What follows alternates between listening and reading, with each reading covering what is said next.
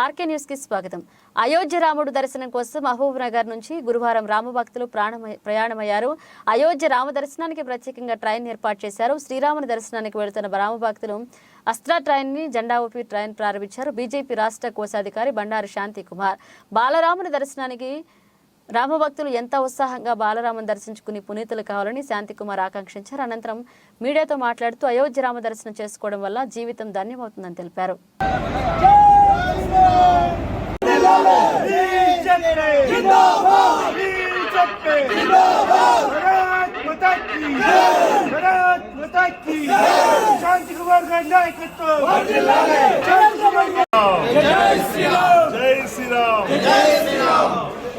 రామ జన్మభూమి అయినటువంటి అయోధ్యలో వెలిసిన కొత్త ఆలయంలోని బాలరాముణ్ణి దర్శించడానికి మహబూబ్ నగర్ నుంచి ఒక స్పెషల్ ట్రైన్లో రామ భక్తులందరూ కూడా బయలుదేరి వెళ్తున్న సందర్భంగా వాళ్ళ యొక్క ప్రయాణం సుఖమయం కావాలని మనస్ఫూర్తిగా కోరుకుంటున్నాను.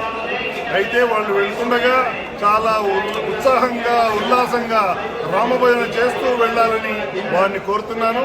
అంతేకాకుండా దుగ్నీకృతమైన ఆ బాలరాముని యొక్క విగ్రహాన్ని చూసి వీళ్ళు సంపూర్ణంగా వాళ్ళు ప్రేరణ పొంది ఆనందంతో వాళ్ళ జీవితం ధన్యం చేసుకొని తిరిగి సంతోషంగా రావాలని వాళ్ళని మనస్ఫూర్తిగా నేను ఆకాంక్షిస్తున్నాను.